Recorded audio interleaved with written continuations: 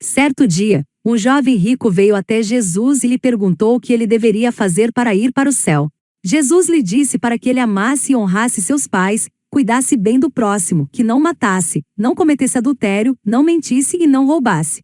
O jovem rico disse que sempre obedecia aos mandamentos e que guardava tudo isso desde a sua mocidade. Por fim, ele perguntou se precisava fazer mais alguma coisa. Jesus então disse que sim, que ele precisava vender tudo o que tinha e dar o dinheiro aos pobres, e que depois deveria segui-lo. O jovem rico não quis distribuir seus bens, pois ele amava as coisas que possuía mais do que a Deus e assim foi embora muito triste. Foi a partir daqui que Jesus fez a seguinte citação, que está em Mateus, no versículo 19, e nos capítulos 23 e 24. Disse então Jesus aos seus discípulos: Em verdade vos digo que é difícil entrar um rico no reino dos céus. E outra vez vos digo que é mais fácil passar um camelo pelo fundo de uma agulha do que entrar um rico no reino de Deus. É daqui que surgiu essa frase tão famosa e será a partir daqui que começaremos o nosso estudo. Em primeiro lugar, vamos entender o que isso quer dizer. O que significa passar um camelo pelo fundo de uma agulha? O significado dessa frase tem sido debatido ao longo do tempo, e algumas interpretações diferentes surgiram. Vejamos agora quais são as principais. Primeira possibilidade. O camelo que passa pelo fundo de uma agulha deve ser entendido como sendo uma corda, talvez de pescaria, que passa pelo funil de uma agulha. A ideia é que existe muita dificuldade em fazer uma corda passar por uma agulha, visto só ser possível se desfiá-la. Segunda possibilidade. O camelo que passa pelo fundo de uma agulha deve ser entendido como um camelo que passa por uma pequena porta. Terceira possibilidade. O camelo que passa pelo fundo de uma agulha deve ser entendido como sendo literalmente um camelo e uma agulha, mas numa linguagem figurada, neste caso, uma hipérbole, para literalmente expressar algo impossível. Como podemos interpretar essa passagem da Bíblia? Quem defende que a interpretação da agulha na verdade ser uma corda sugere que a palavra grega traduzida como camelo talvez tenha sido trocada por engano por copistas no lugar da palavra grega para corda ou cabo, e por isso afirma que essa é uma expressão proverbial, uma hipérbole semelhante a várias outras usadas no mundo antigo para descrever uma impossibilidade. Quem alega que a interpretação da agulha nesse caso se referir a uma passagem argumenta que ela se referia a uma antiga porta que havia no muro de Jerusalém, e que para um camelo passar por ela, seria necessário que lhe tirassem todas suas bagagens e ainda assim ele deveria se ajoelhar e ser empurrado. Na terceira hipótese, como dito anteriormente, refere-se à possibilidade de um camelo literalmente passar por uma agulha, o que de fato é impossível. Dito isto, qual poderia ser então o melhor significado de um camelo passar pelo fundo de uma agulha? As tentativas em fazer com que as duas primeiras interpretações citadas estejam corretas não têm encontrado fundamentos convincentes, além de serem completamente objetáveis do ponto de vista linguístico. Sobre a hipótese do camelo ser na verdade uma corda, não há qualquer evidência respeitável de que tenha havido uma troca de palavras nesse texto. Quanto à possibilidade da agulha ser a referência de uma pequena porta em Jerusalém, também não existem indícios de que um dia realmente tenha existido ali uma pequena porta apelidada com essa expressão devido ao seu tamanho. Além disso, por que alguém porventura, contrariando a lógica de se passar pelas portas principais, iria insistir em empurrar seu camelo descarregado pela pequena porta? Essas duas explicações simplesmente parecem se esforçar na tentativa de tornar possível o que Jesus estava declarando ser impossível. Portanto, a melhor interpretação é a de que Jesus comparou intencionalmente um camelo e uma agulha. O camelo era o maior animal existente conhecido na Palestina, e o fundo de uma agulha a menor das passagens. Então, utilizando uma hipérbole, isto é, um recurso onde se aplica um completo exagero na significação linguística, Jesus utilizou essa expressão para compor seu ensinamento. É interessante saber que por muitas vezes Jesus usou esse tipo de linguagem figurada, e que no Talmud também havia uma expressão parecida, onde se diz que é mais fácil passar um elefante pelo fundo de uma agulha. Por que é mais fácil passar um camelo no fundo de uma agulha do que um rico entrar no reino de Deus? Primeiramente, deve-se entender que nesse contexto entrar no reino de Deus significa obter a vida eterna, ou seja, ser salvo. Na expressão utilizada por Jesus, ele não estava apenas dizendo que com dificuldade um rico entrará no reino de Deus, na verdade com tanta dificuldade, que será mesmo impossível, assim como é impossível que um camelo passe pelo fundo de uma agulha. Também é preciso deixar bem claro que Jesus não estava dizendo que um rico jamais poderá ser salvo. Ou seja, ele não estava reprovando a posse de riqueza, mas sim, ser possuído por ela. Isso está muito claro no contexto em que essa passagem aparece, onde Jesus conversa com o jovem rico, que foi incapaz de abnegar de seus bens para segui-lo.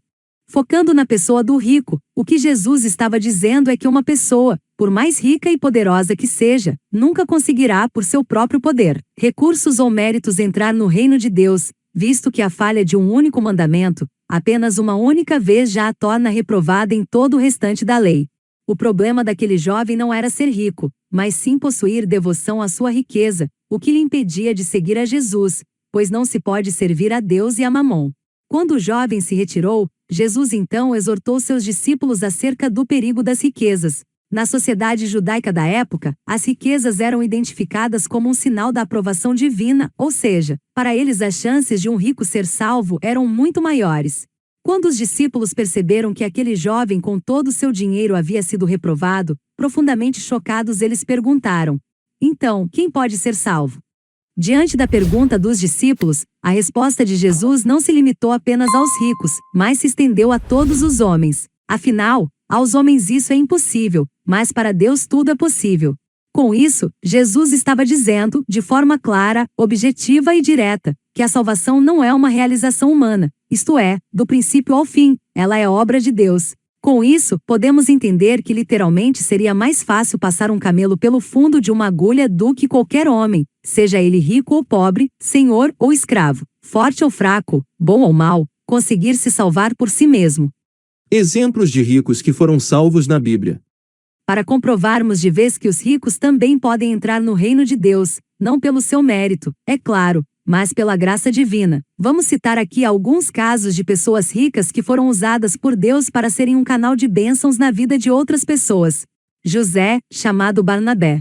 Barnabé era um levita de muitas posses que vendia parte de seus bens para doar aos necessitados. E, tendo orado, moveu-se o lugar em que estavam reunidos, e todos foram cheios do Espírito Santo, e anunciavam com ousadia a palavra de Deus. E eram o coração e a alma da multidão dos que criam. E ninguém dizia que coisa alguma do que possuía era sua própria, mas todas as coisas lhes eram comuns. E os apóstolos davam, com grande poder, testemunho da ressurreição do Senhor Jesus, e em todos eles havia abundante graça. Não havia, pois, entre eles necessitado algum, porque todos os que possuíam herdades ou casas, vendendo-as, traziam o preço do que fora vendido, e o depositavam aos pés dos apóstolos. E repartia-se a cada um, segundo a necessidade que cada um tinha. Então José, cognominado pelos apóstolos Barnabé, que traduzido é filho da consolação, levita, natural de Chipre, possuindo uma herdade, vendeu-a, e trouxe o preço, e o depositou aos pés dos apóstolos. Cornélio. Cornélio era um centurião que tinha muita comunhão com Deus e dava esmolas com frequência. Havia em Cesareia um homem chamado Cornélio, centurião do regimento conhecido como italiano. Ele e toda a sua família eram piedosos e tementes a Deus, dava muitas esmolas ao povo e orava continuamente a Deus. Certo dia, por volta das 3 horas da tarde, ele teve uma visão, viu claramente um anjo de Deus que se aproximava dele e dizia: Cornélio. Atemorizado, Cornélio olhou para ele e perguntou: Que é, Senhor? O anjo respondeu: Suas orações e esmolas subiram como oferta memorial diante de Deus. Lídia. Lídia era vendedora de púrpura, e cedeu sua casa para honrar a obra de Deus. E uma certa mulher, chamada Lídia, vendedora de púrpura, da cidade de Tiatira, e que servia a Deus, nos ouvia, e o Senhor lhe abriu o coração para que estivesse atenta ao que Paulo dizia. E depois que foi batizada, ela e a sua casa, nos rogou, dizendo: Se haveis julgado que eu seja fiel ao Senhor, entrai em minha casa, e ficai ali, e nos constrangeu a isso. José de Arimateia. Ele foi um homem dedicado ao comércio, muito rico, que se tornou notável no Novo Testamento pelo papel que desempenhou no sepultamento do corpo do Senhor Jesus, tanto assim que é mencionado nos 4 evangelhos. Ao cair da tarde chegou um homem rico, de Arimateia, chamado José, que se tornara discípulo de Jesus. Dirigindo-se a Pilatos, pediu o corpo de Jesus, e Pilatos ordenou que lhe fosse entregue. José tomou o corpo, envolveu-o num lençol limpo de linho e o colocou num sepulcro novo, que ele havia mandado cavar na rocha, e fazendo rolar uma grande pedra sobre a entrada do sepulcro, retirou-se. Os ricos devem estar dispostos a ajudar os necessitados e depositar a sua esperança não em riquezas, mas em Deus. 1 Timóteo capítulo 6, dos versículos 17 ao 19.